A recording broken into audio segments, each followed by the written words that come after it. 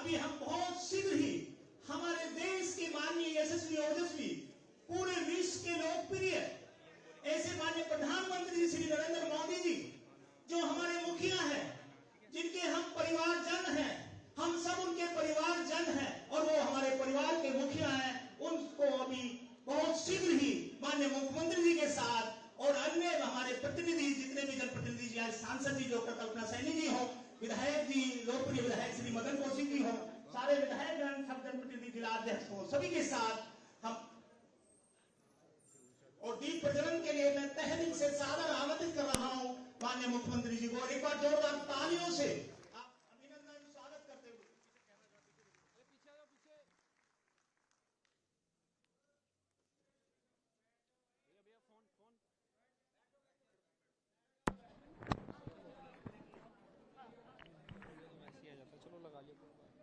यहाँ पे गिर जाए जब तक तालियां बजती रहें और बजे क्यों ना, ये हमारा जनपद हरिद्वार का गौरव है, क्योंकि हमारे प्रदेश के यशस्वी ओजस्वी ऐसे युवा प्रदेश के युवा मुख्यमंत्री हमारे साथ हैं।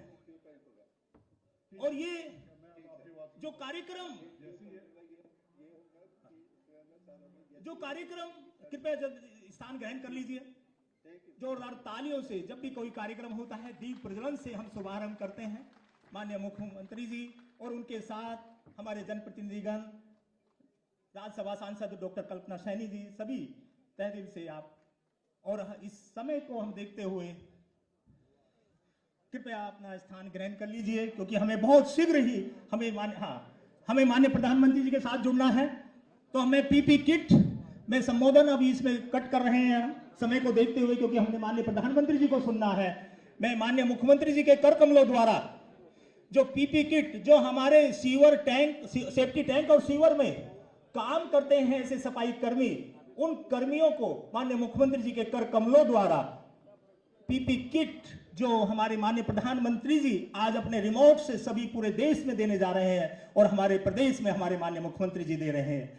तो मैं उन सभी लाभार्थियों को और श्रीकांत जी को अनुरोध करता हूं, लाइन में लगा लीजिए सभी लाभार्थियों को, उनका नाम पुकार रहा हूं और उनको पीपी किट माननीय मुख्यमंत्री जी के कर कमलों द्वारा दिलाने जा रहे हैं।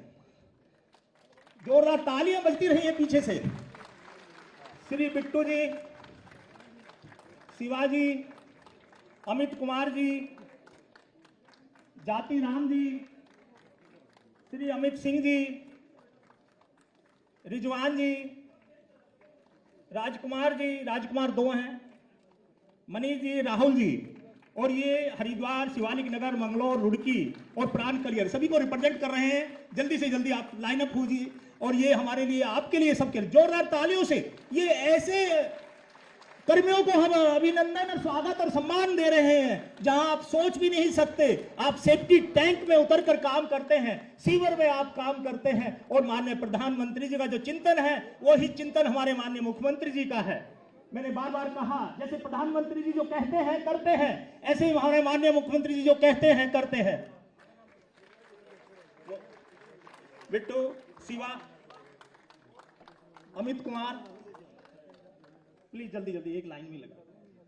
जाति राम जी, अमित सिंह जी, रिजवान जी, एक रिजवान जी, ये मंगलौर से हैं, राजकुमार जी 2 हैं, दोनों रुड़की से हैं, राजकुमार जी, मनीष जी और राहुल जी। तालियों की अरे पीछे तक खचाखच सभागार भर रहा है। हम एक ऐसा अभिनंदन, स्वागत, सम्मान ऐसे लोगों का कर रहे हैं जो सोच भी नहीं सकते हम जो वो कर दिखाते हैं। तो ऐसे जैसे माननीय प्रधानमंत्री जी की चिंतन पूरे देश की है, ऐसा ही चिंता हमारे प्रदेश के मुख्यमंत्री, यशस्वी ओजस्वी मुख्यमंत्री श्री पुष्कर सिंह धामी जी को है, जो माननीय प्रधानमंत्री जी के ही पद चुनाव पे बिल्कुल जैसा वो कहते हैं करते हैं, ऐसे ही माननीय मुख्यमंत्री जी जो कहते हैं करते हैं। मैंने बार बार कहा, शिलान्यास भी करते हैं तो लोकार्पण भी करते हैं। ऐसे मुख्यमंत्री पूरे भारत में एक ही है।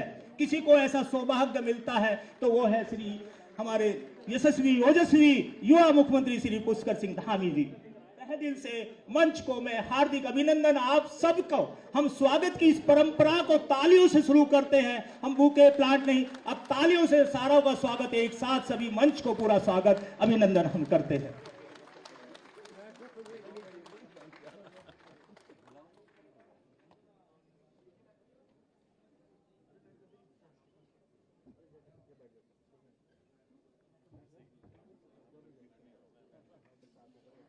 अब सीधे हम जुड़ेंगे। हमें गर्व है, और गर्व क्यों ना हो, हम पूरे भारत के साथ आज एक है। पूरे भारत में जिन योजनाओं का लॉन्च एक साथ हो रहा है माननीय प्रधानमंत्री जी के कर कमलों द्वारा, और जनपद हरिद्वार तो और सौभाग्यशाली है, क्योंकि हमारे प्रदेश के मुख्य सेवक, हमारे प्रदेश के ऐसे यशस्वी ओजस्वी मुख्यमंत्री जो माननीय प्रधानमंत्री जी के साथ, चाहे केदारनाथ का डेवलपमेंट हो, चाहे कोई भी बड़े से बड़ा चैलेंजिंग टास्क हो, जिन्होंने हर स्वीकार, जैसे प्रधानमंत्री जी स्वीकार करते हैं और जो कहते हैं करते हैं, उसी तरह से हमारे चरितार्थ में। तो एक उदाहरण दे दूं, बहुत जल्दी आपने आवास योजना, मुझे सौभाग्य है शिलान्यास करने के, संचालन का भी और लोकार्पण करने का संचालन भी, इसलिए मैं सबसे बड़ा गवाह मैं रहता हूं। तो मुझे मालूम है, एक बार जोरदार तालियां बजाइए ऐसे यशस्वी ओजस्वी मुख्यमंत्री के लिए, सभी जनप्रतिनिधियों के लिए, जो जनप्रतिनिधि आपके साथ, आपकी टीम है और कंधे से कंधा मिलाकर आपका साथ देती है, और हमारा पूरा जनपद हरिद्वार का जिला प्रशासन, जिला अधिकारी के साथ, चाहे सीडीओ सर हैं, चाहे एसएसपी सर है, पूरी टीम, आप जो निर्देश देते हैं, जो निर्देश आपने दिया है, वो निर्देश के तहत, और हमें गर्व महसूस हो रहा है कि आज आप भी हमारे बीच में एक श्रोता की तरह ही ऐसे कार्यक्रम में उपस्थित है, जिसमें पूरा देश उपस्थित है, और कुछ राज्यों को, कुछ जनपदों को ही ये सौभाग्य मिला है, जिसमें माननीय उस प्रदेश के मुख्यमंत्री सम्मिलित हुए हैं, शामिल हुए हैं, और वो गर्व हमें मिला है। और जोरदार तालियों से इस गर्व प्राप्त करने के लिए, क्योंकि माननीय मुख्यमंत्री जी, जो प्रधानमंत्री जी को हम सुनेंगे, वो हमारे साथ सुनेंगे। तो बहुत शीघ्र ही हम जुड़ने जा रहे हैं इस माननीय प्रधान।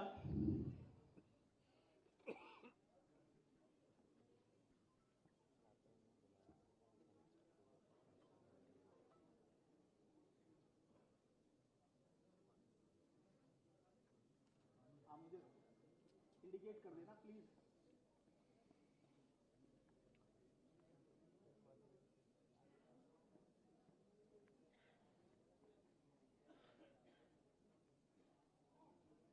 सभी अपने मोबाइल साइलेंट मोड में डाल लीजिए, प्लीज ध्यान से सुनिए। वो पिन ड्रॉप साइलेंट जिसके लिए आप जाने जाते हैं।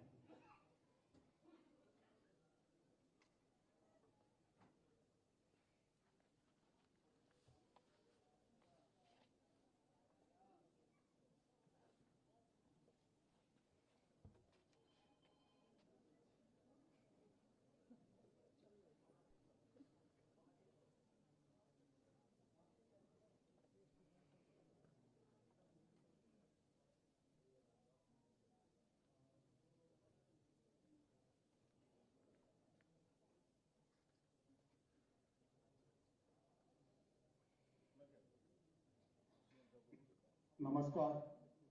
परम आदरणीय प्रधानमंत्री जी आज के कार्यक्रम में हमारे साथ जुड़ चुके हैं। मैं सभी उपस्थित अतिथिगण और लाभार्थियों की तरफ से प्रधानमंत्री जी का हार्दिक स्वागत करता हूं। वंचित वर्गों का सशक्तिकरण 2047 तक विकसित भारत के सपने को साकार करने के लिए अति आवश्यक है। आज का यह कार्यक्रम इसी दिशा में एक महत्वपूर्ण कदम है। देश के कोने कोने से लाखों लोग आज के कार्यक्रम में हमारे साथ जुड़े हैं। मैं सर्वप्रथम माननीय मंत्री श्री वीरेंद्र कुमार जी को स्वागत संबोधन के लिए आमंत्रित करता हूं।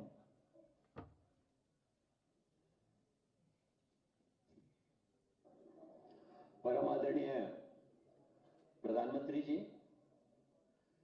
विभिन्न राज्यों में माननीय राज्यपाल महोदय जी, माननीय मुख्यमंत्री महोदय जी, माननीय मंत्रीगण और कार्यक्रम में उपस्थित हमारे सभी भाइयों और बहनों, पिछले 10 वर्षों में आदरणीय प्रधानमंत्री जी के नेतृत्व में सामाजिक न्याय अधिकारिता मंत्रालय ने हमारे वंचित वर्ग के सर्वव्यापी, सर्वस्पर्शी और समावेशिता को प्राथमिकता दी है।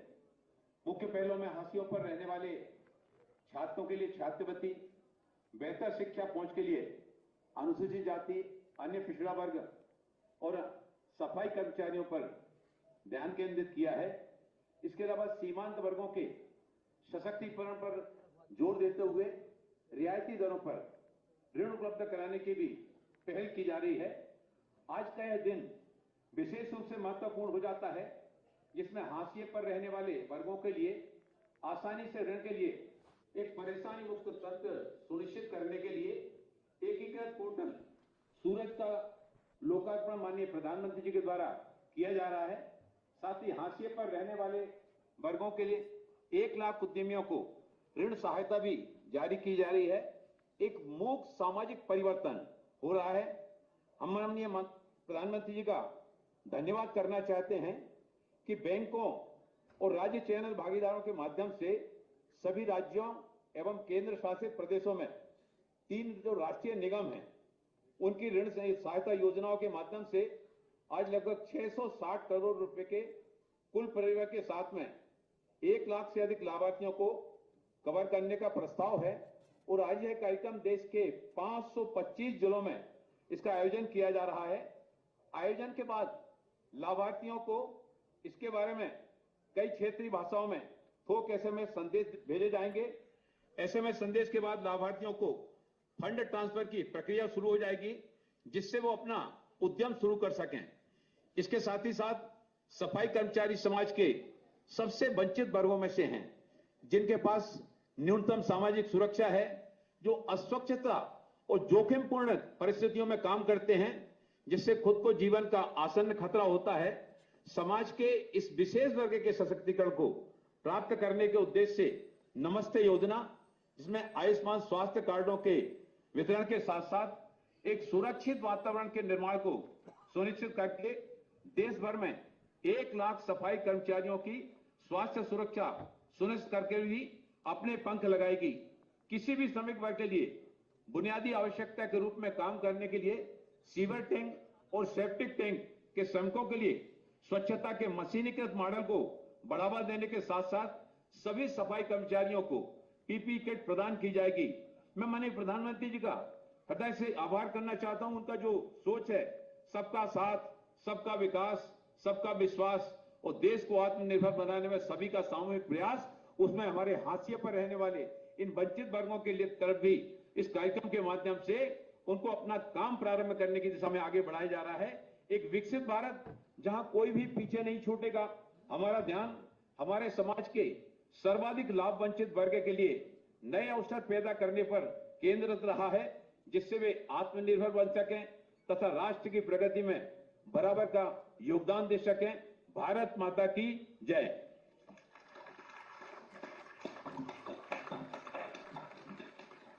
धन्यवाद मंत्री जी।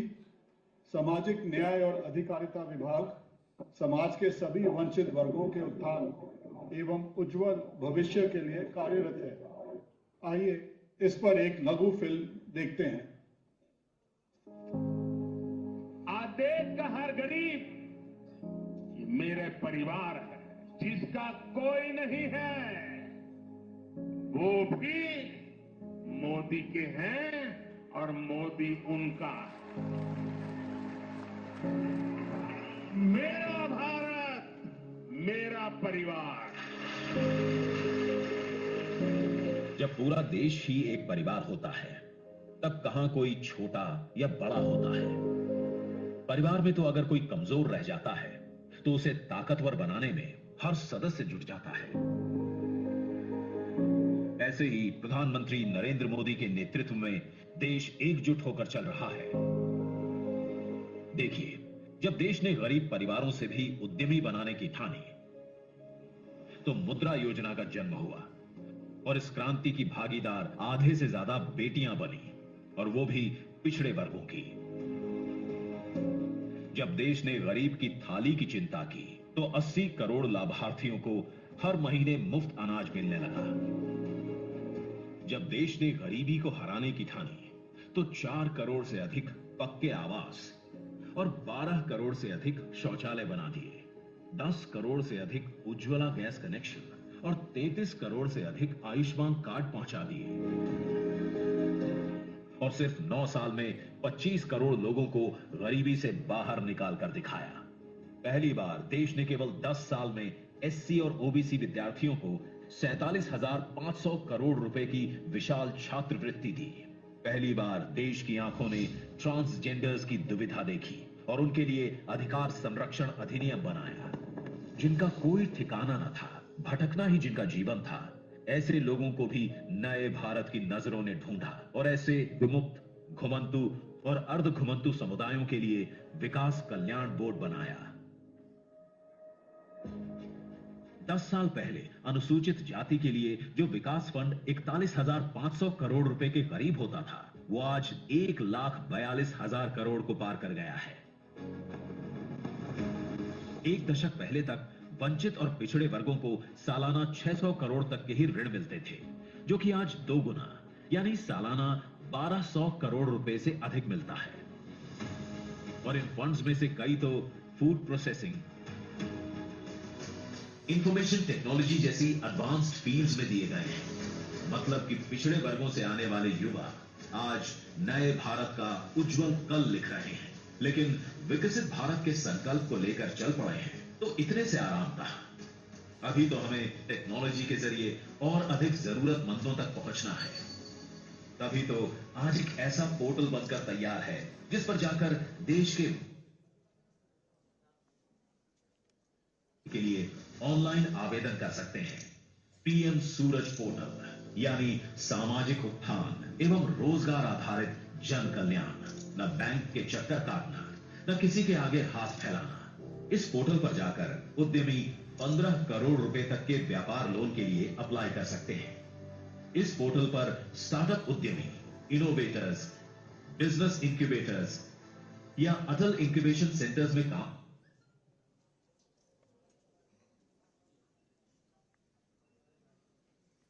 आज माननीय प्रधानमंत्री जी के कर कमलों द्वारा पीएम सूरज पोर्टल का लोकार्पण हो रहा है।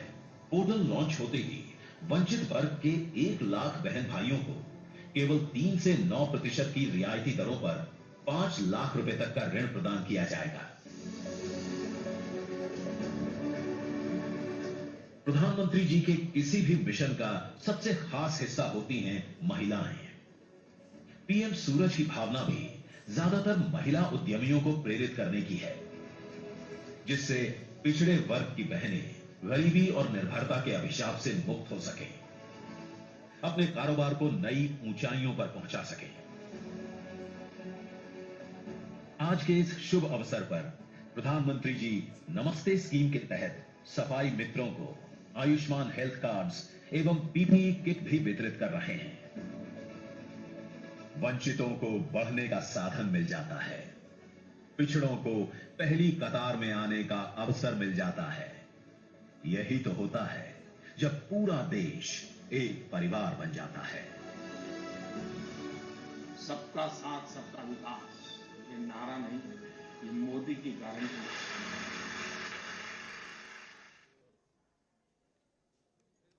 आज परम आदरणीय प्रधानमंत्री जी अपने कर कमलों द्वारा पीएम सूरज पोर्टल का लॉन्च करेंगे, जिसके साथ ही 1 लाख लाभार्थियों के मोबाइल पर ऋण राशि जमा होने की सूचना पहुंच जाएगी और 1 लाख सफाई मित्रों को नमस्ते आयुष्मान कार्ड और पीपीई किट के वितरण का शुभ आरंभ हो जाएगा।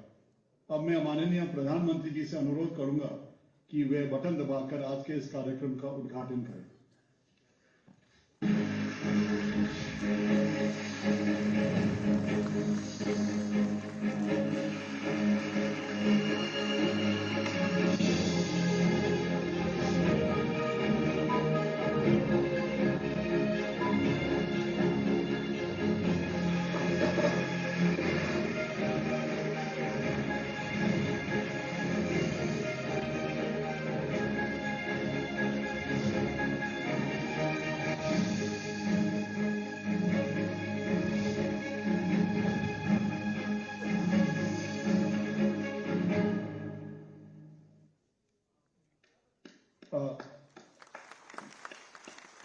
अब माननीय प्रधानमंत्री जी देश के विभिन्न हिस्सों से जुड़े कुछ लाभार्थियों से संवाद करेंगे। सबसे पहले इंदौर मध्य प्रदेश चलते हैं, जहां से श्री नरेंद्र सेन जुड़े हुए हैं। नरेंद्र जी नमस्ते। नमस्ते प्रधानमंत्री जी, thank you so much for the opportunity. आप बैठिए नरेंद्र जी, बैठिए, बैठ करके ही बात कीजिए। हाँ बताइए, पहले अपने विषय में बताइए, थोड़ा देशवासी जानना चाहेंगे। जी प्रधानमंत्री जी, सो मेरा नाम नरेंद्र सेन है, मैं इंदौर से हूँ। इंदौर से गांव से हूँ, जो इंदौर में 97 में हम मूव हुए थे। और फिर मेरी रुचि सर साइबर कैफे पे काम करते करते कोडिंग सीख गया मैं, और मैंने इंटरनेट कंपनी बनाई। और हम अभी देश का क्लाउड, नीव क्लाउड बनाया है हमने, जो देश में स्टार्टअप, एमएसएमई और लार्ज एंटरप्राइज को एम्पावर करेगा। हमारे देश का जो क्लाउड या डिजिटल इकोनॉमी में कंट्रीब्यूशन है वो बहुत कम है, और फॉरेन क्लाउड ज़्यादा प्रचलित है। तो इसी को सोच के हमने बनाया कि हमारे देश के डेवलपर्स ने क्लाउड दूसरों के लिए बनाया, पूरी दुनिया को डिजिटलाइज किया। हमारे देश को डिजिटलाइज करने की जरूरत, हमारे देश का क्लाउड बनाने की जरूरत है, और इससे हमारी इंटरनेट कंपनीज को हम ग्लोबल ले जाएंगे, और इससे जो इकोनॉमी बेनिफिट होगा वो ज़्यादा काफ़ी हाई रहेगा। इसलिए हमने नीव क्लाउड की शुरुआत करी, और आज हम काफ़ी सक्सेसफुली इसको चला रहे हैं और इसको आगे बढ़ा रहे हैं। काफ़ी लोग हमसे जुड़ गए हैं, कस्टमर्स हमारे जुड़ गए हैं, एमएसएमईज को हम डिजिटलाइज कर रहे हैं माननीय प्रधानमंत्री जी। तो ये हमारी जर्नी है। नहीं, नरेंद्र जी से नरेंद्र जानना चाहता है कि आपकी बचपन में कहां से कहां यात्रा चली, आप कैसे इस दुनिया में आ गए, थोड़ा बताएंगे? जी प्रधानमंत्री जी, बचपन में जब मैं गांव में था तो गुजरात में आपका नरेंद्र मोदी सीएम है, तो कुछ दोस्त बोलते थे कि नरेंद्र मोदी आ गया, नरेंद्र मोदी आ गया, इस टाइप से। और मैं आपके नाम का काफी एडवांटेज भी लिया, मैंने बचपन में भी लिया और अभी भी लिया। कहीं पे भी जाए तो जैसे ही बोलता है नाम सर आपका, तो मैं बोलता नरेंद्र मोदी, तो मुझे एक बार देखते हैं और फिर हंसते हुए बोलते हैं कि अच्छा क्यों में रहते हैं। तो बट स्कूल में सर पढ़ाई करी मैंने 8 तक, फिर इंदौर आ गए, इंदौर में पढ़ाई करी 12वीं तक। उसके बाद ड्रॉप आउट ले लिया और पूरा टेक्नोलॉजी में कर लिया, टेक्नोलॉजी में काम किया। मैं फर्स्ट जनरेशन एंटरप्रेन्योर हूँ। मेरे पिताजी कंस्ट्रक्शन कंपनी में नौकरी करते थे, और क्योंकि गांव से आप आए हो तो आप सबको काम करना पड़ता था, तो मैं भी काम करता था। और मैंने वहीं पे मेरा कंप्यूटर में काफ़ी इंटरेस्ट, मेरा एजुकेशन कॉमर्स में था, बट टेक्नोलॉजी में मेरा बहुत मन और रुचि, जैसे आपकी रुचि है। और एक इंस्पिरेशन मैं आपको बताता हूँ, जब आप प्रधानमंत्री बने थे तब आपने नैस्कॉम की इवेंट में बोला था कि देश को क्लाउड गोडाउन चाहिए, और उस समय मैं क्लाउड पे काम कर रहा था। तो मुझे एकदम मोटिवेशन आ गया कि ये सेम चीज इंस्पिरेशन मतलब इको हो रही है, प्रधानमंत्री जी भी वही बात कर रहे हैं, और ये एक कॉन्फिडेंस होता है। क्योंकि ये जो क्लाउड है ना, हमारे देश की डिजिटल इकोनॉमी और जो डेवलपर्स हैं, क्योंकि देश में बनाया नहीं किसी ने, क्योंकि इसके लिए बहुत कैपिटल लगता है, तो कोई हिम्मत नहीं करता कि यार नहीं ठीक है बाहर का मिल रहा है, इसको यूज करो और आगे बढ़ो। कितनी बड़ी बड़ी कंपनीज हमारी है देश में, पर कोई इससे आगे नहीं बढ़ा। बट आपकी जो प्रेरणा और इंस्पिरेशन से कहीं ना कहीं कोई गांव में बैठा नरेंद्र इंस्पायर होता है, ये तो बात पक्की है, और वही मेरी ग्रोथ स्ट्रेटेजी है सर।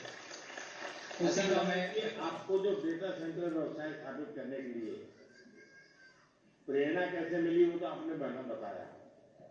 चुनौतियों का सामना करना पड़ा होगा, आर्थिक संकटों से गुजरना पड़ा होगा, टेक्नोलॉजी में सपोर्ट की जरूरत पड़ी होगी, वो कैसा रहा?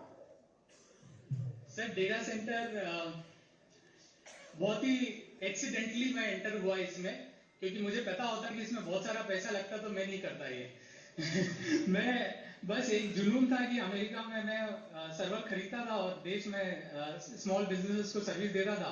फिर मैंने डिसाइड किया कि यार हम लोग देश में बनाते हैं, अपना देश इतना बड़ा है, जरूरत तो पड़ेगी आगे में पीछे। तो हमने जब चालू किया डेटा सेंटर, तो एक घर से शुरुआत करी। हमारे एक आईएसपी थे, उनके घर से मैंने चालू किया पहला सर्वर रखना, फिर दूसरा 10, 100, 200। फिर बाद में पता चला डीपी उड़ गई, तो पता चला पावर तो पूरा चला गया है, उसके लिए प्रॉपर बनाना पड़ेगा। तो फिर जब मैंने पढ़ाई करी कि यार सिंगापुर, आयरलैंड ने डेटा सेंटर पार्क बनाए, क्योंकि हमारे देश में डेटा सेंटर पार्क होना चाहिए, और मध्य प्रदेश एक ऐसी लोकेटेड सिचुएशन में है कि सेंट्रली लोकेटेड है और यहाँ पे पावर सरप्लस है, तो ये डेटा सेंटर के लिए पर्याप्त फिट जगह है। तो मैंने ऐसे ही लेटर लिखा, क्योंकि आप किसी को जानते तो हो नहीं, नो आपके कनेक्शन है किसी मिनिस्टर से, तो मैंने आईटी सेक्रेटरी सर को मेल डाला, उस टाइम पे राव सर थे, तो उन्होंने बुला लिया, बोले आ जाओ। तो मैंने प्रेजेंटेशन दिया कि सर मेरे पास पैसे नहीं है, पर ये बनाना और ये प्रॉब्लम है, देश की भी प्रॉब्लम है और ये मेरी भी प्रॉब्लम है, ये सॉल्व हो जाएगी। तो उन्होंने वैलिडेट किया और कंट्री का पहला डेटा सेंटर पार्क बना। और उस दिन रियलाइज हुआ कि बिना पैसे के भी काम हो सकता है। जरूरी नहीं है आपके स्टार्टअप में पैसा जरूरी है, आप बस सही मन से लग जाओ।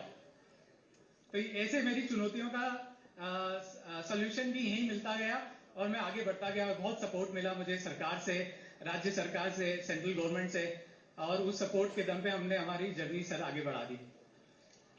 चलिए नरेंद्र जी, मुझे आपको बात कर करके अच्छा लगा। आपने काफी योजनाएं बनाई हैं और एक प्रकार से आपने टेक्नोलॉजी के माध्यम से भारत में किस प्रकार से प्रगति हो सकती है स्टार्टअप की दुनिया में आजकल जो हमारे नौजवान रुचि ले रहे हैं, और मैंने देखा है हर कोई साहस भी करता है और सफल भी होता है।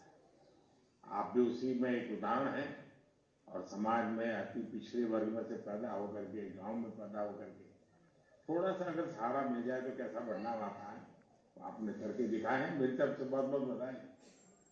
धन्यवाद सर, थैंक यू। आप जम्मू कश्मीर की तरफ चलते हैं, जहां से श्रीमती नीलम कुमारी जुड़ी हैं, जो कठुआ की निवासी हैं और इस समय जम्मू में हैं। नीलम जी नमस्ते। नमस्ते सर जी। नीलम जी बैठिए, जरा अपने बारे में कुछ बताइए। मेरा नाम नीलम कुमारी, मैं डिस्ट्रिक्ट कठुआ और कठुआ की ही रहने वाली हूँ।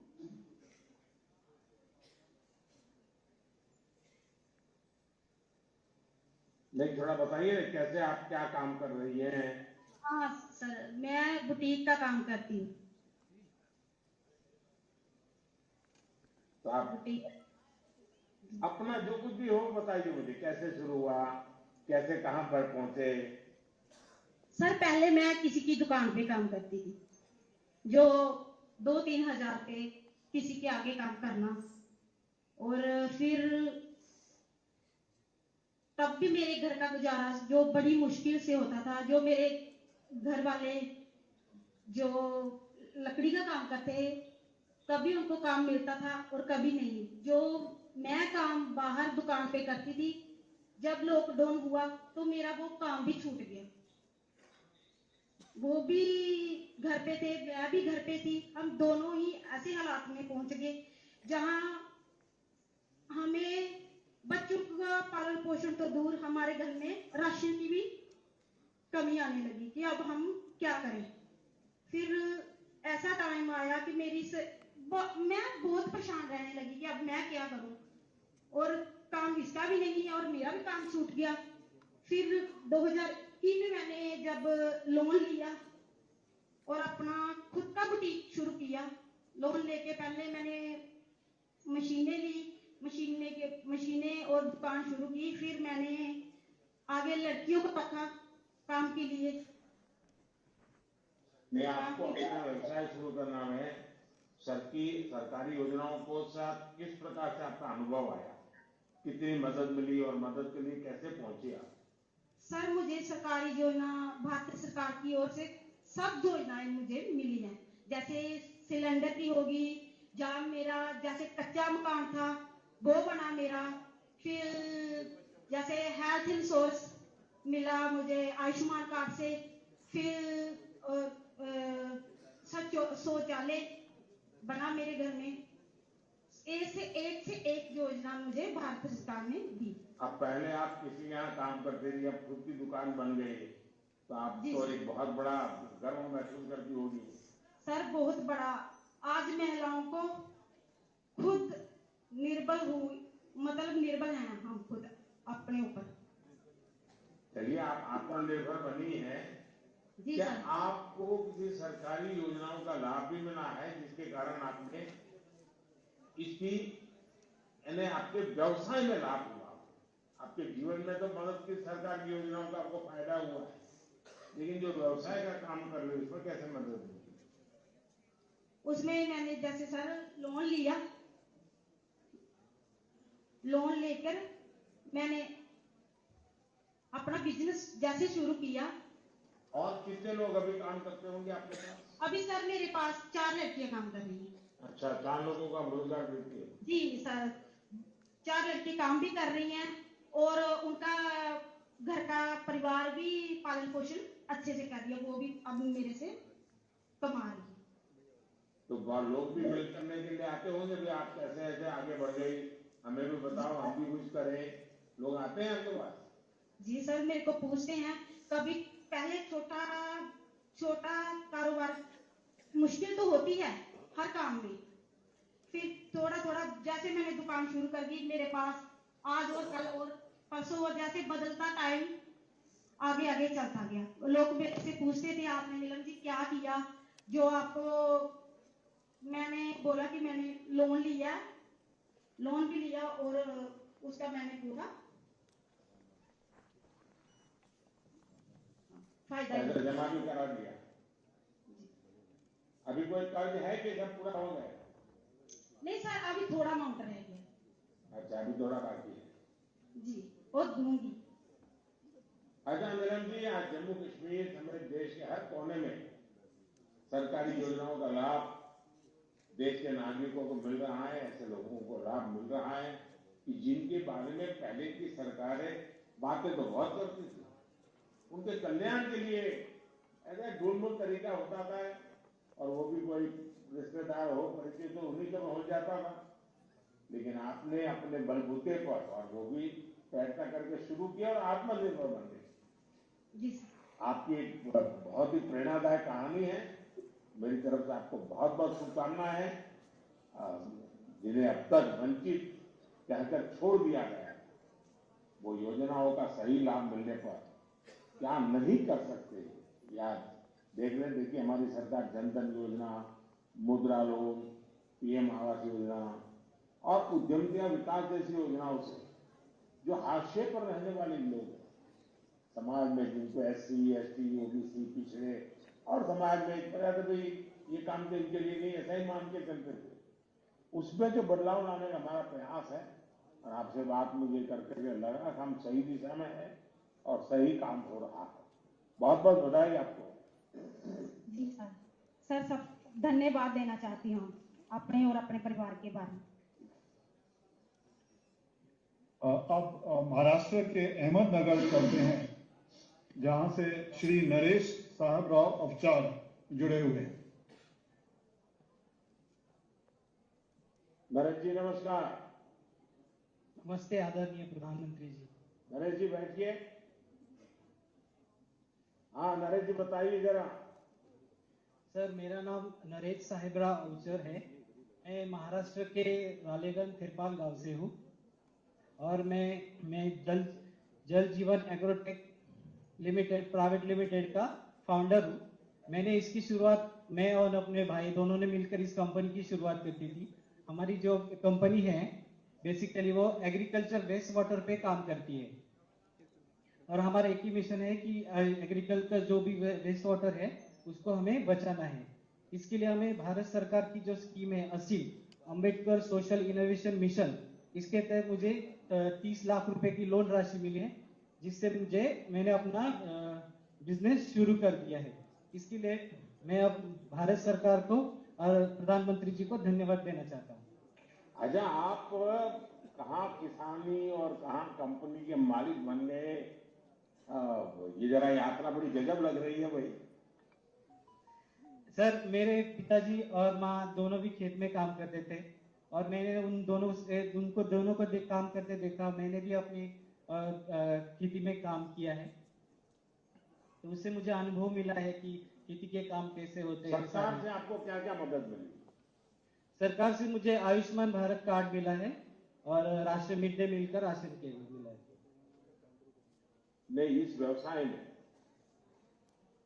में असीम स्कीम के अंदर जो लोन मिला, इसके अतिरिक्त किस प्रकार से आपको आगे बढ़ने में सहायता की? इस लोन से मैंने पूरी मशीनरी वगैरह ली और वहां से अपना कारोबार शुरू कर दिया। अच्छा, आप अपने व्यवसाय के जरिए किसानों की मदद कर पाते होंगे, तो वो कैसे करते हैं और भविष्य में आप क्या करना चाहते हैं? मैंने इसमें एक इनोवेटिव प्रोडक्ट बनाया है जो सारे किसानों को बहुत फायदेमंद है और वो देश के हर किसान को वो अगर वो यूज करता है तो उसके काफी सारी जो वेस्ट वाटर है वो बच सकता है। तो आपने खुद ने इसको इनोवेट किया है, खुद ने बनाया इसको? हाँ, ये इसको मैंने खुद बनाया है और इसके लिए मुझे भारत सरकार से पेटेंट मिला है। मतलब आप किसानी भी करते हैं, जल संरक्षण करते हैं, एक प्रकार से आप तो पर्यावरण का भी काम कर रहे हैं, दोनों काम कर रहे हैं। Yes sir. अगर कृषि क्षेत्र में कोई उद्यमी आना चाहे तो आप उनको क्या सलाह देंगे? भारत एक कृषि प्रधान देश है और मैं जो भी नए उद्योजक है उनको बोलना चाहूंगा कि आप भी ऐसी स्कीम का बेनिफिट्स ले और अपना फायदा करें। चलिए नरेश जी, मुझे कृषि से जुड़े कार्यों में लगे हुए आप जैसे युवाओं का उत्साह अपने आप में बहुत ही खुशी देने वाला है। आपकी यात्रा कई ऐसे युवाओं को प्रेरित करती है जो कृषि क्षेत्र में उद्यमी बनना चाहते हैं। मेरी तरफ से आपको बहुत बहुत शुभकामनाएं। धन्यवाद मोदी जी और धन्यवाद भारत सरकार। अब हम चलते हैं आंध्र प्रदेश के गुंटूर जिले में, जहां से श्रीमती अदिपुड़ी मुथम्मा हमारे साथ हैं। मुथम्मा गारू नमस्ते। नमस्कार सर। बैठिए बैठिए मुथम्मा गारू, बैठिए आप। अच्छा, मैं हिंदी बोलूंगा, आपको साथ में जो बैठे हैं वो समझाएंगे और आपसे बात भी करने का मुझे मौका मिल जाएगा। वैसे तो अब हमने एक आर्टिफिशियल इंटेलिजेंस का उपयोग करते हुए मेरे सभी भाषणों को आप अगर तेलुगु में सुनना चाहे तो मिल जाएंगे, कोई तमिल में सुनना चाहे तो मिल जाएगा। खैर, आज तो मैं वो एआई का उपयोग नहीं कर रहा हूँ, आज मैं सीधा सीधा आपसे बात करके ही। अच्छा, पहले मुथम्मा जी जरा अपने बारे में बताइए और मैंने जो कहा उसका जरा पहले ट्रांसलेशन कर दीजिए। మీరు ఇప్పటి వరకు ఎలా ఉన్నారు, మీ గురించి చెప్పండి ప్రధానమంత్రి గారికి. మీరు ముందు ఎలా ఉండేవాళ్ళో చెప్పండి. ఇంతకుముందు రోడ్డు మీద చెత్త ఏరుకొని బతికేటోళ్ళం సార్ మేము. నేను నా భర్త, నాకు 2 పిల్లలు సార్. రోడ్డు మీద మనుషుల్లాగా మేము లేం సార్. మరి గలీజీ బతుకు సార్ మాది అసలే. మా బతుకుల గురించి మేము చెప్పుకోవాలంటే చెప్పుకోలేని పరిస్థితి సార్. నా పిల్లలు, నేను రోడ్డు మార్జింగ్ లో వాన లేదు, ఎండ లేదు, అలాంటి చోట్ల నుంచి ఈ రోజు నేను ఇక్కడ కూర్చొని మాట్లాడుతున్నానంటే నాకు సంతోషంగా ఉంది సార్. नमस्ते प्रधानमंत्री जी। मेरा हम पहले जिंदगी में थे, ऐसा गुजर रहे थे कि सड़क पर साफ सुधार करके कूड़े निकाल के अपने बच्चों के साथ ऐसा जीवन बीत लिया था है कि कूड़े निकालना वर्षा में भी हो या धूप में भी हो, ये काम करके इतना बिगड़ कम नजर से देखे हुए थे हमको। हम इतनी बर्बाद जिंदगी जिए थे। मुथम्मा जी, आप बहुत भावुक हो गई, आपका दर्द मैं समझ सकता हूँ, लेकिन अब तो आप लोगों की प्रेरणा बन गई हो। अच्छा, ये आपका जो सेप्टिक टैंक व्हीकल का काम चल रहा है वो कैसा चल रहा है? మా ఉత్తమ గారు, మీకు ఇచ్చిన ఆ మిషన్ ఎలా పనిచేస్తుంది, మీరు ఎలా చేస్తున్నారు? ఆ మిషన్ వచ్చింది సార్, మీ దయ వల్ల నాకు మిషన్ వచ్చింది లోన్ వల్ల. దాన్ని లోను నా పేరు వచ్చిందని నాకు సంతోషం వచ్చింది సార్. కానీ మనకు చదువు లేదు, దాన్ని క్యారిపేరు చెప్పలేను. కానీ మొత్తం ఆ లోన్ వచ్చిన కాడి నుంచి నాకు కొంచెం సంతోషం వచ్చింది సార్. మాకు కూడా రోడ్డు మీద ఉన్న వాళ్ళకి మాకు కూడా విలువ ఉంది జనంలో అనుకొని ఒక సంతోషం వచ్చింది సార్ నాకైతే.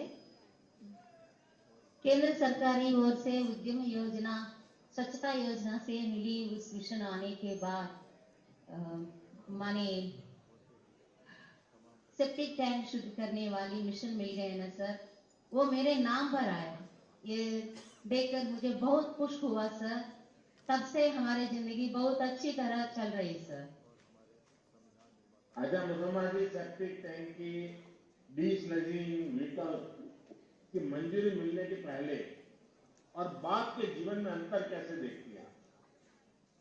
ముత్తమ్మ గారు, ఇది రాకముందు మీ జీవితం ఎలా ఉంది, ఇది వచ్చినాక మీ జీవితం ఎలా ఉంది? ఇది రాకముందైతే మా జీవితం మాకే నమ్మకం లేని జీవితం సార్. ఇప్పుడు ఈ సెప్టిక్ ట్యాంక్ వచ్చినాక నా జీవితం మీద నాకు నమ్మకం వచ్చింది సార్. ఇంతమందిలో నేను తలెత్తుకొని బతకగలను, నాకు ఒక నమ్మకం వచ్చింది సార్. सर, ये आने के पहले मेरे जिंदगी बहुत बिगड़ हुई सर, कम नजर से देख रहे हैं। ये आने के बाद ऐसा भरोसा मिल गया है कि सब लोग हमको अच्छी नजर से देख रहे हैं। मैं भी एक औरत हूँ, मैं इस समाज में जी सकती हूँ, ऐसी भावना मिल गई केवल आपकी वजह से सर। परिवार में बाकी लोग भी खुश होंगे, बच्चों की पढ़ाई भी होती होगी, पूरा वातावरण बदल गया होगा। నీ జీవితంలో ఎటువంటి పరివర్తన వచ్చింది? మీ పిల్లల్ని ఎలా చదివించుకుంటున్నారు? ఇవన్నీ చెప్పండి సార్. నా పిల్లల్ని గవర్నమెంట్ స్కూల్లోనే చదివించుకుంటున్నాను సార్. గవర్నమెంట్ స్కూల్లో చదివించుకుంటున్నాను. ఏమన్నా ఇప్పుడు మీరు ఇచ్చిన బండికి వెళ్ళి ఆ బండి కాడ చిన్న డ్రైవింగ్ లాగా నేనే నేర్చుకోవాలి అనుకుంటున్నాను సార్. ఆ బండి నేర్చుకొని నేనే తోలాలి. నాకనేది నమ్మకం, నా బండి, నా సొంత బండి నేనే నడపాలి సార్. అంత నమ్మకం మీరు ఇచ్చారు కాబట్టి మీకు ధన్యవాదాలు సార్. मेरे बच्चों को सरकारी स्कूल में भेज रही हूँ सर। मैं ही स्वयं ड्राइविंग सीखकर मेरी गाड़ी को मैं ही चलाकर मेरी बच्चों को नई जिंदगी दिलाना चाहती हूँ। आपकी व्हीकल के द्वारा हम बहुत खुश है सर। हमारी तरफ से केंद्र सरकार को आपको बहुत बहुत धन्यवाद है सर। मुसम्मा जी, क्या आपको सरकार की किसी और योजना का भी लाभ मिला है? ముత్తమ్మ గారు, మీకు భారత సర్కార్ నుంచి ఇంకా ఏమైనా లభించినాయా? లభించింది sir. Aadhaar card, ration card, bank card, gas. ఇప్పుడు ఈ బండి సార్ 17 లక్షల బండికి ఈ రోజు నేను ఓనర్ అయ్యాను సార్. అది మీ దయ వల్ల సార్. सर, हमको भारत सरकार की ओर से रेशन कार्ड मिला, आधार कार्ड मिला और जीरो अकाउंट बैलेंस का अकाउंट मिला और गैस भी मिला। इनके साथ साथ आपने दिए गए 17 लाख का ये व्हीकल मिल गया सर।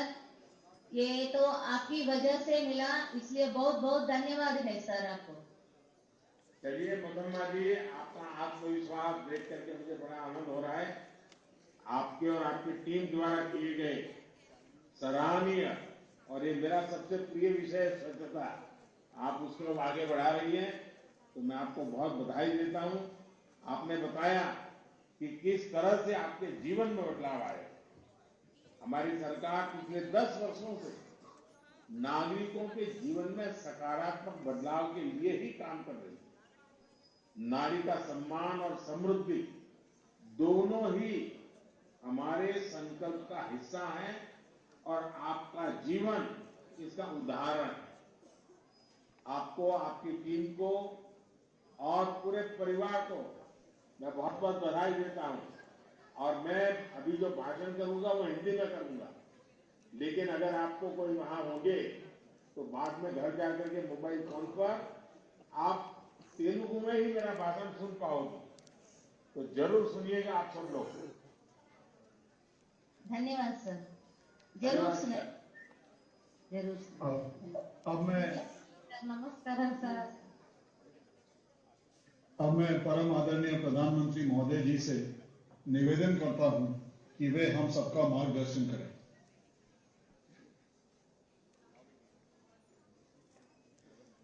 नमस्कार। सामाजिक न्याय मंत्री श्रीमान वीरेंद्र कुमार जी,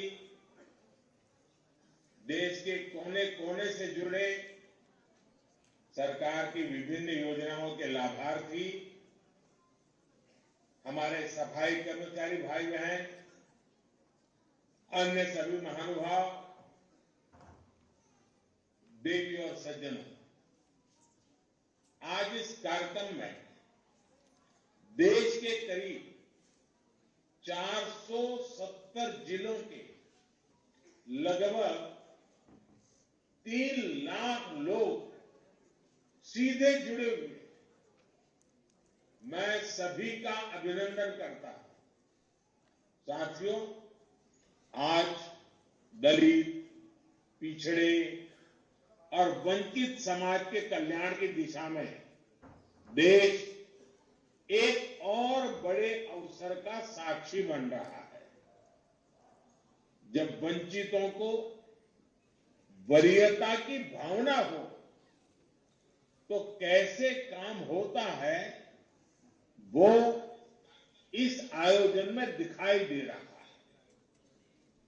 आज वंचित वर्ग से जुड़े 1 लाख लाभार्थियों के खाते में 720 करोड़ रुपए की सहायता राशि सीधी उनके बैंक अकाउंट में भेजी गई है। ये लाभार्थी 500 से ज्यादा जिलों में उपस्थित हैं। पहले की सरकारों में ऐसा कोई सोच भी नहीं सकता था कि इधर बटन दबाया और उधर पैसे गरीबों के बैंक खातों में पहुंच गए। लेकिन ये मोदी की सरकार है, गरीब के हक का पैसा सीधा उसके बैंक खाते में पहुंचता है। अभी मैंने सूरज पोर्टल भी लॉन्च किया है। इसके जरिए वंचित समुदाय के लोगों को अब सीधे आर्थिक सहायता दी जा सकती है। यानी भारत सरकार की दूसरी योजनाओं की तरह ही विभिन्न अन्य योजनाओं का पैसा भी सीधे आपके खाते में पहुंचेगा। न कोई चीज का बिचौलिया, न कट, न कमीशन और न ही कोई सी सिफारिश के लिए चक्कर काटने की जरूरत। कठिन परिस्थितियों में काम करने वाले हमारे सीवर और सेप्टिक टैंक श्रमिकों को आज पीपीई किट्स और आयुष्मान हेल्थ कार्ड भी दिए जा रहे हैं। इन्हें और इनके परिवार को अब 5 लाख रुपए तक का मुफ्त इलाज सुनिश्चित हो गया है। ये लाभकारी योजनाएं उस सेवा अभियान का ही विस्तार है जो हमारी सरकार 10 वर्षों से एससी, एसटी और ओबीसी और अन्य वंचित समाज के लिए चला रही है। मैं आप सभी को और देश भर के सभी लाभार्थियों को इन योजनाओं के लिए बधाई देता हूं। साथियों, थोड़ी देर पहले मुझे कुछ लाभार्थियों से बात करने का अवसर भी मिला। सरकार की योजनाएं किस तरह दलित, वंचित और पिछड़ा समाज तक पहुंच रही है, इन योजनाओं से किस तरह इनका जीवन बदल रहा है, ये सकारात्मक बदलाव मन को भी सुकून देता है और व्यक्तिगत तौर पर मुझे भावुक भी करता है। मैं आप सबसे अलग नहीं हूं। मैं आप में ही अपना परिवार देखता हूं। इसलिए जब मुझे विपक्ष के लोग गाली देते हैं, जब ये लोग कहते हैं कि मोदी का कोई परिवार नहीं है, तो तो मुझे सबसे पहले आपकी ही याद आती है, जिसके पास आप जैसे भाई बहन हैं, उसे कोई कैसे कह सकता है कि उसका कोई परिवार नहीं है। मेरे पास तो आप सबके रूप में करोड़ों दलितों, वंचितों और देशवासियों का परिवार है। मैं खुद को भाग्यशाली मानता हूं जब आप कहते हैं कि मैं हूं मोदी का परिवार। साथियों, हमने 2047 तक भारत को विकसित राष्ट्र बनाने के का जो संकल्प किया है, लक्ष्य रखा है, और जो वर्ग दशकों तक वंचित रहा, उसके विकास के बिना भारत विकसित नहीं हो सकता। कांग्रेस की सरकारों ने देश के विकास में वंचित वर्ग के महत्व को कभी समझा ही नहीं था, उनको परवाह ही नहीं थी। इन लोगों को कांग्रेस ने हमेशा सुविधाओं से वंचित रखा। देश के करोड़ों लोगों को उनके भाग्य के भरोसे छोड़ दिया गया। और दुर्भाग्य देखिए, ऐसा एक माहौल बन गया कि भाई ये योजनाएं, ये लाभ, ये जीवन तो उनके लिए है, हमारे लिए तो नहीं, हमें तो ऐसे ही मुसीबतों में जीना है। ये मानसिकता बन गई और इसके कारण सरकारों के खिलाफ शिकायत भी नहीं रही। मैंने उस मानसिक दीवार को तोड़ दिया है। अगर आज अच्छे घरों में गैस का चूल्हा होगा तो वंचित के घरे में भी गैस का चूल्हा होगा। अगर अच्छे अच्छे परिवारों के बैंक के खाते होंगे तो गरीब का, दलित का, पिछड़ों का, आदिवासी का, उसका भी बैंक खाता होगा। साथियों, इस वर्ग की कई पीढ़ियों ने अपना जीवन मूलभूत सुविधाएं जुटाने में ही गंवा दिया। 2014 में हमारी सरकार ने सबका साथ, सबका विकास के विजन के साथ काम करना शुरू किया। जिन लोगों ने सरकार से उम्मीद छोड़ दी थी, सरकार उनके पास पहुंची और देश के विकास में उन्हें भागीदार बनाया। आप याद करिए साथियों, कितनी मुश्किल होती थी पहले राशन की दुकान से राशन पाने में, और ये मुसीबत कौन झेल रहा था? वो कौन लोग थे जिन्हें सबसे ज्यादा मुश्किल होती थी? ये मुसीबत झेलने वाले या तो हमारे दलित भाई बहन होते थे, या हमारे पिछड़े भाई बहन होते थे, या हमारे ओबीसी भाई बहन होते थे, या हमारे आदिवासी भाई बहन होते थे।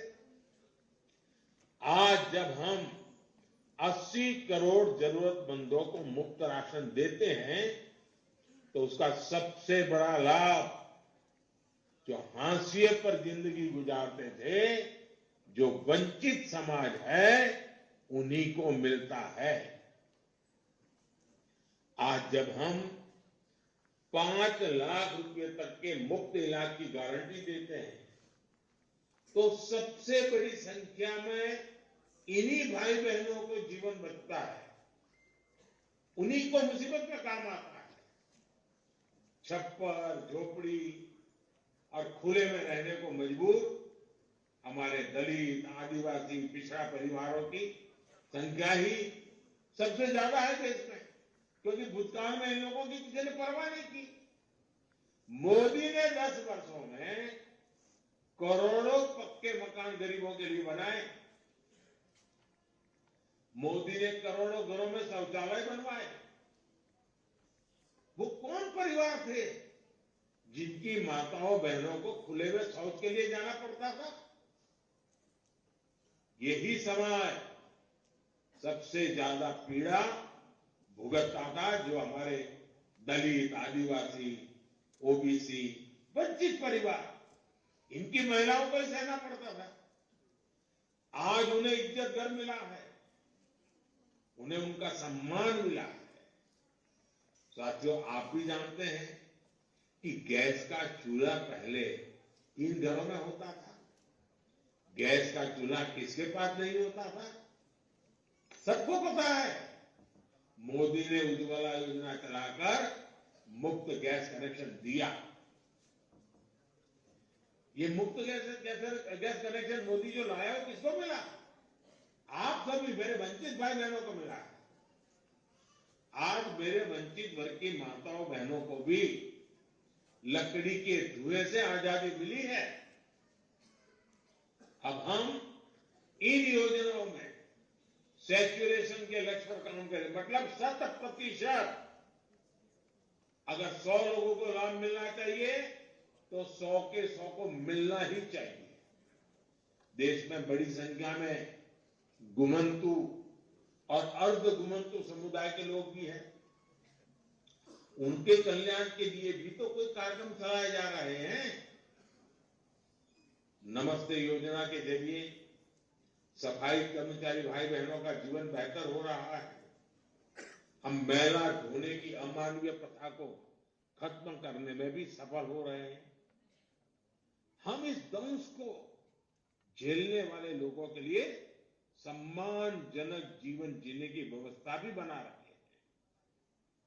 इस प्रयास के तहत लगभग 60,000 लोगों को आर्थिक सहायता दी गई है। साथियों, एससी, एसटी, ओबीसी, वंचित वर्ग को आगे लाने के लिए हमारी सरकार हर तरह से प्रयास कर रही है। विभिन्न संस्थाओं से वंचित वर्ग को जो मदद मिलती है, इन 10 वर्षों में हमने उसे 2 गुना किया है। अकेले इसी साल सरकार ने एससी समाज के कल्याण के लिए करीब 1,60,000 करोड़ रुपए दिए हैं। पिछली सरकार में लाखों करोड़ रुपए केवल घोटालों के नाम से सुनने में आते थे। हमारी सरकार ये पैसा दलित वंचित कल्याण के लिए और देश के निर्माण के लिए खर्च कर रही है। एससी, एसटी और ओबीसी समाज के युवाओं को मिलने वाली छात्रवृत्ति यानी स्कॉलरशिप को भी बढ़ाया गया है। हमारी सरकार ने मेडिकल की सीटों में ऑल इंडिया कोटा में ओबीसी के लिए 27% आरक्षण को लागू किया। हमने नीट की परीक्षा में भी ओबीसी के लिए रास्ता बनाया। वंचित समुदाय के जो बच्चे विदेश जाकर मास्टर और पीएचडी डिग्री हासिल करना चाहते हैं, उन्हें नेशनल ओवरसीज स्कॉलरशिप से मदद मिल रही है। साइंस से जुड़े विषयों में पीएचडी करने वाले छात्रों को आगे बढ़ाने के लिए नेशनल फेलोशिप की राशि भी बढ़ाई गई है। हमें इस बात का संतोष है कि हमारे प्रयासों से national commission of backward class को संवैधानिक दर्जा मिला है।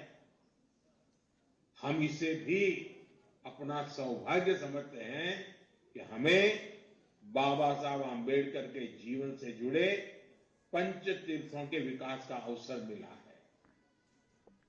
साथियों, वंचित वर्गों के युवाओं को रोजगार और स्वरोजगार के भी भाजपा सरकार प्राथमिकता दे रही है।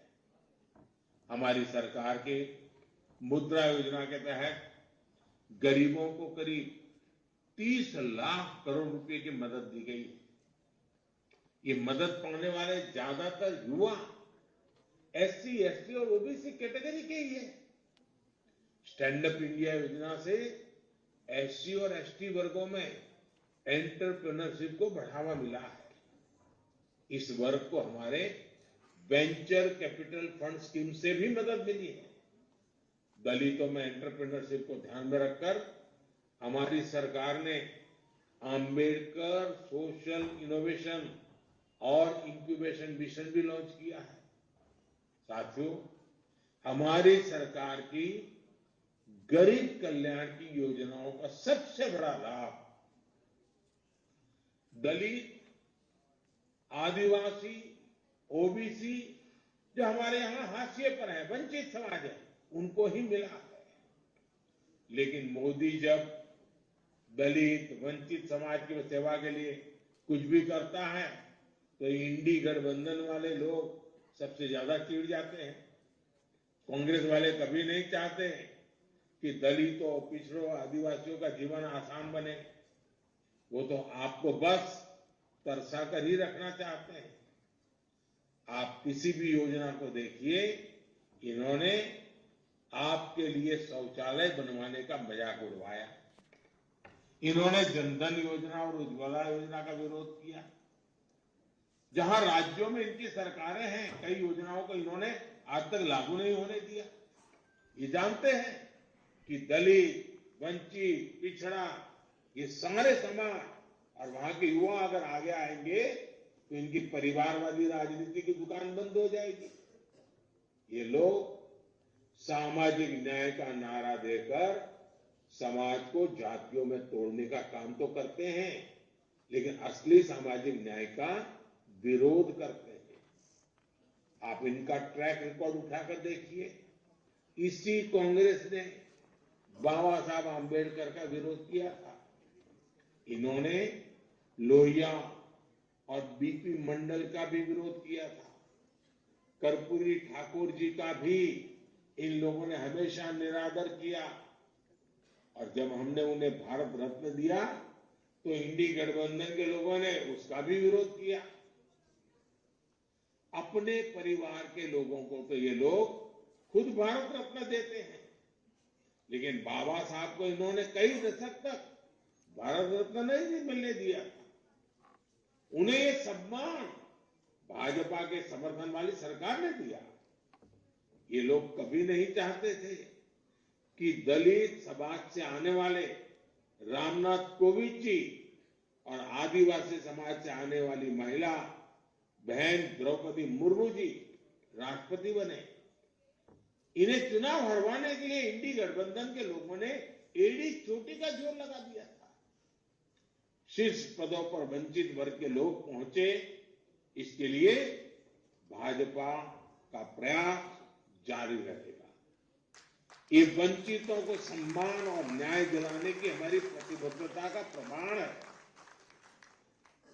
मोदी आपको ये गारंटी देता है, आने वाले 5 वर्षों में वंचित वर्ग के विकास और सम्मान का यह अभियान और तेज होगा। आपके विकास से हम विकसित भारत का सपना पूरा करेंगे। मैं फिर एक बार इतनी बड़ी तादाद में, इतने स्थानों पर आप सबका इकट्ठा होना और वीडियो कॉन्फ्रेंस के माध्यम से मुझे आपके दर्शन करने का अवसर मिला, ये अपने आप में मेरे लिए सौभाग्य है। मैं आपको बहुत बहुत शुभकामनाएं देता हूं। बहुत बहुत धन्यवाद।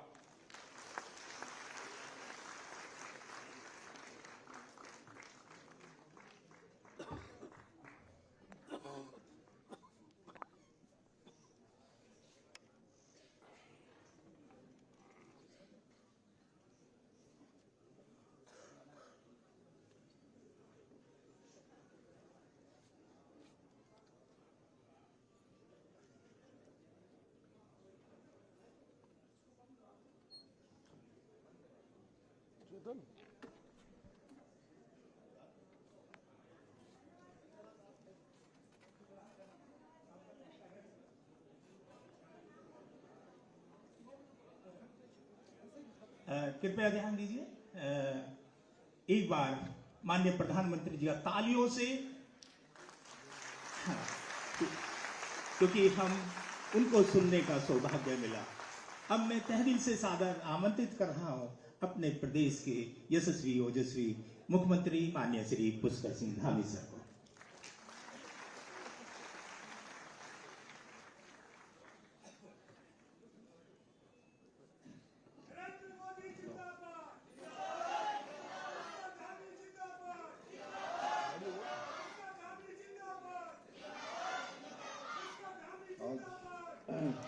वंचित वर्गों के आउटरीच कार्यक्रम में प्रधानमंत्री जी के द्वारा अभी जो हम सबका यहाँ पर अपना मार्गदर्शन दिया और तमाम योजनाएं जो देश के अंदर चल रही हैं उन योजनाओं के बारे में विस्तृत रूप से जानकारी दी और पीएम स्वराज पोर्टल का आज शुभारंभ भी किया।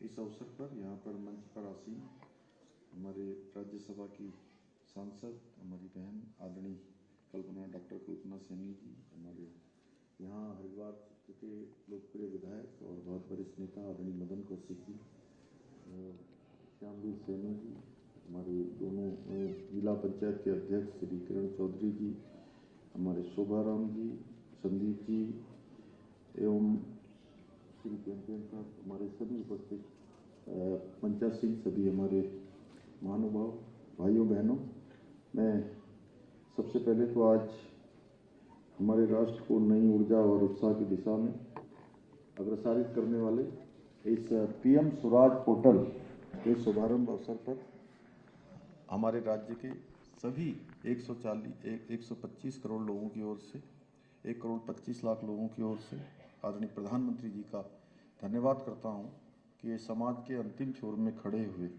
लोगों तक विकास की धारा पहुंचाने में, उनके उत्थान में, उनके उन्नयन में अपनी सहायता करेगा। इस पोर्टल के माध्यम से हमारे राज्य के 490 लाभार्थियों के साथ संवाद का यह प्रयास हम सभी के लिए बहुत ही गर्व की बात है। हम सभी जानते हैं पीएम स्वराज पोर्टल अर्थात प्रधानमंत्री सामाजिक उत्थान एवं रोजगार आधारित जन कल्याण को संदर्भित करता है। इस पोर्टल के माध्यम से समाज का उत्थान होगा एवं रोजगार से जन कल्याण का जो मार्ग है वो मार्ग प्रशस्त होगा। यह एक नया साधन है जो सामाजिक रूप से लाभान्वित वर्गों को ऋण सहायता, आर्थिक सशक्तिकरण की दिशा में सहायता प्रदान करेगा और सरकार अपने नागरिकों के साथ संवाद स्थापित करके उनकी जो ज़रूरतें हैं, आवश्यकताएं हैं, उनको समझने का प्रयास करेगी, उनके निदान का प्रयास करेगी, ताकि समाज में वंचित, दलित, शोषित, पिछड़े और सफाई कर्मी अपने जीवन में सकारात्मक जो परिवर्तन है वो ला सकेंगे और समाज में उनका सहयोग और सहभागिता बढ़ने के साथ ही समानता और न्याय की भावना भी स्थापित होगी। और आदरणीय प्रधानमंत्री जी का पिछले 10 सालों का यदि हम कालखंड देखें तो इस कालखंड में माननीय प्रधानमंत्री जी ने हमेशा इन वंचित वर्गों के लिए, गरीबों के लिए, दलितों के लिए, समाज के अंतिम छोर में जो खड़े हैं उनको प्राथमिकता देकर उनको वरीयता के आधार पर एक मंत्र लेकर लगातार काम किया है, संकल्प लेकर लगातार काम किया है। और आज़ादी के बाद लंबे समय तक देश में जो समानता के सिद्धांत की अनदेखी की गई है, 2014 से पहले माननीय मोदी जी के कार्यकाल से पहले समाज के एक बड़े वर्ग को मूलभूत सुविधाओं से लगातार वंचित रखा गया, लगातार उपेक्षित किया गया। उनके लिए जो योजनाएं बननी चाहिए थी वो योजनाएं नहीं बनी। लेकिन 2014 के बाद इन सभी के लिए, इन सब के कल्याण के लिए योजनाएं बनाई गई और वंचितों को वरीयता दी है, क्योंकि अब भारत ने विकसित भारत का जो संकल्प लिया है और विकसित भारत बनने की भारत तीव्र गति से अब उसके विकास के पथ पर अग्रसर हो रहा है।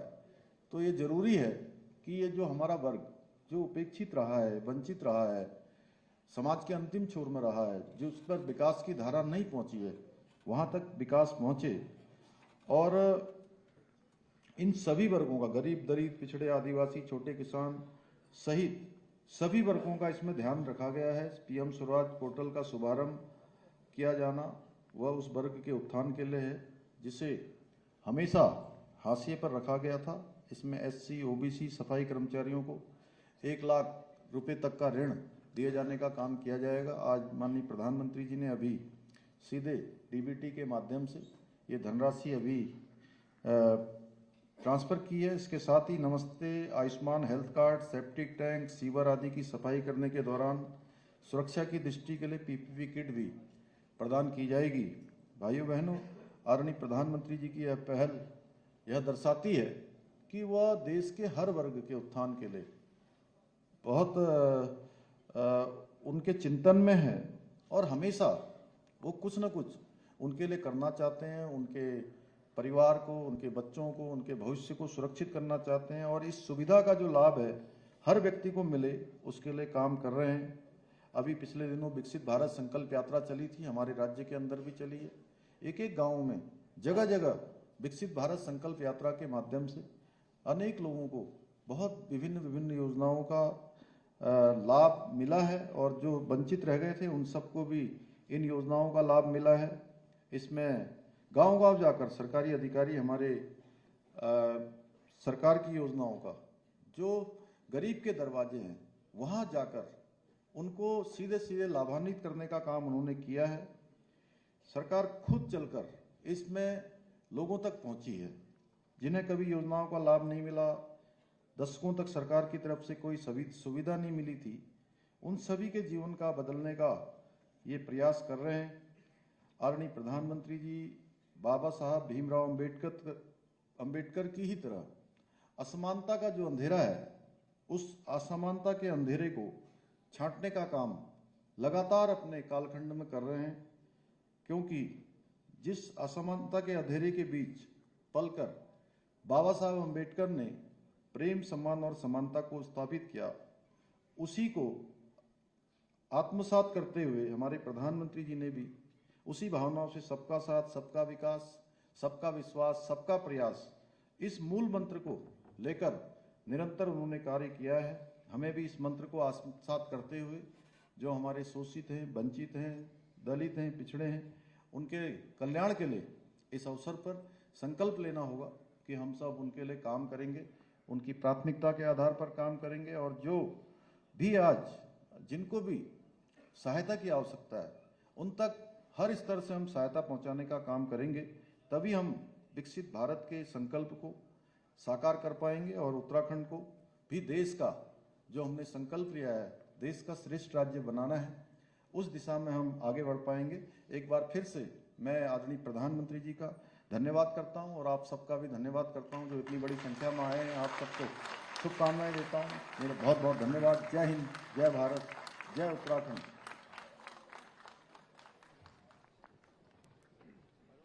धन्यवाद। हमारे युवा प्रदेश के ओजस्वी यशस्वी